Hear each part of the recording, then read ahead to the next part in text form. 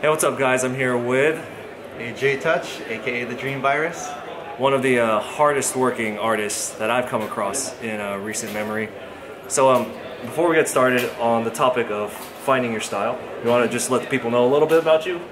Yeah, sure. I've been drawing pretty much all my life. I got my start replicating the characters that I liked growing up, like from Dragon Ball Z or Pokemon or Mega Man. And so it wasn't until high school when I took it kind of more serious. And then after that, when I got into college, I kind of lost my way, went into engineering and liberal arts and stuff. And Lost his way and went into engineering.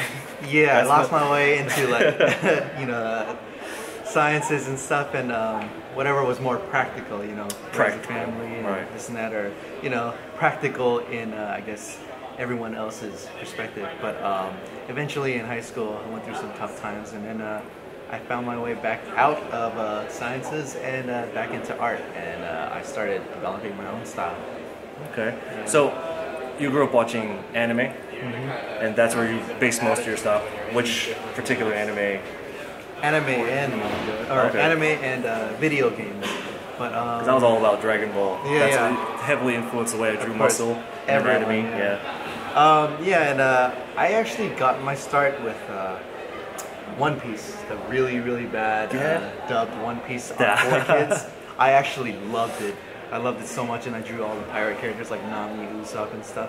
And then I started going back in time and drawing some Pokemon, and then a lot of Dragon Ball Z, especially during the Buu saga. Yeah. Yeah, plenty of Majin Buu. Yeah. But most of the stuff that I did draw back in the day were like from Street Fighter and Mega Man. Okay. A lot of the Capcom stuff and Final Okay. Fantasy too. So, when you started getting more serious about it, you said you wanted to develop your own style. Was there something that you saw that was wrong with what you were doing? Because Oh, yeah. everyone starts off drawing For sure. like anime. Yeah. They're influenced by whatever it is they grew up with. What made you want to like change that? What separates an amateur artist from, I guess, an original independent artist is that they're able to break free of, that replicating style. Because you'll find that a lot of amateur artists that just replicate, and then they kind of put their own twist and create their own original characters. You can really still see that this person has clearly drawn Naruto for years, or Dragon Ball Z for years, because the eyes and the nose are the same face syndrome. Right. And so when I started noticing that in my work, like my work is starting to look a lot like One Piece and Naruto. So you were able to actually see it in your own work. Definitely. Beforehand. And so like analyzing my own work, I decided to study from many different artists that I admired and take from them specific styles or specific elements that I liked and combined it all into my own original style. So before you even found your style, if I can go back on the steps, you had to identify that you had a problem or something that you didn't like, and you had to take the initiative to find artists that you did like and take parts. And I didn't see any problem with my works looking like the works that I like. I didn't have any problem with my works looking like One Piece, but it wasn't until my friends pointed out, hey, this character looks like that character from One Piece, or this looks too much like Luffy, this one looks too much like Zoro, and it got to a certain point where it got kind of embarrassing, I guess, and so I realized that I'm still amateur, and to a certain extent, I'm still replicating, if not the exact image, the style. And so I had to break free and find myself. And I did that by studying a bunch of different artists and gathering elements from their art that I really liked into my own. Okay. So style is defined as just altering what is no style, and no style is defined as realism. Do you study any realism for yourself? Plenty of realism. Realism, anatomy, they're like, it sounds cliche, but structural foundation. Okay. Without that, you won't have like a crutch to support the style. There's a reason it's cliche. It's because everyone who does it gets better. Definitely. How long would you say you've been studying hard at? I don't want to say fixing, but tweaking your skill by studying that realism. How long ago was that? And like, have you noticed in your eyes, or maybe your friend's eyes who saw it before, like? It's kind of horrifying when I think about it now, how many years I've wasted trying to define my style, when as soon as I spend one full summer studying an anatomy book, I realized that it was much easier to develop a style, and so I was more obsessed with developing a style than I was about learning all the structural foundations of art, like value, anatomy, proportions. Without all that, I won't have anything to support this style I'm trying to study. Right. And so for years, all I've been drawing were empty lines. I'm just dragging lines across the paper, and I don't know why. It just looks good that way. But now everything has come more together in form.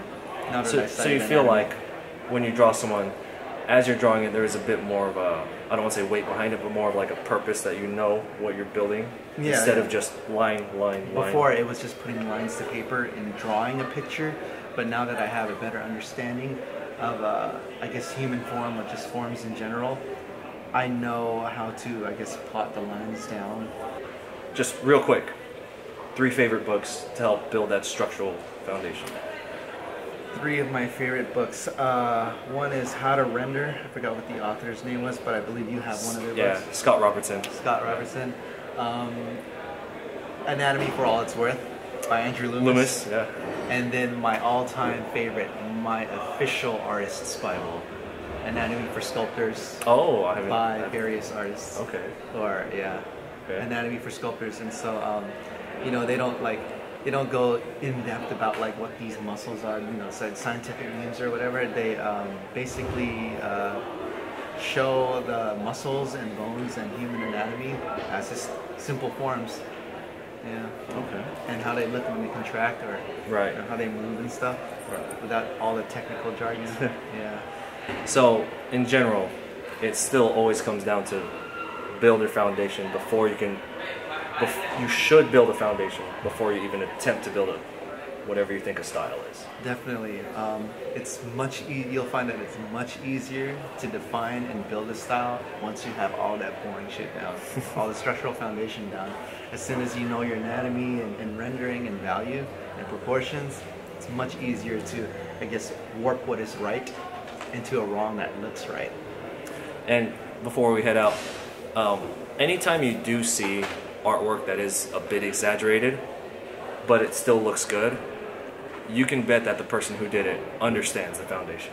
They understand how to manipulate what is right into what looks good. And so one of the advices that I've read from one of my favorite artists who I sadly forgot, they say that when it comes to lighting and rendering and drawing, it's not about making it look super accurate.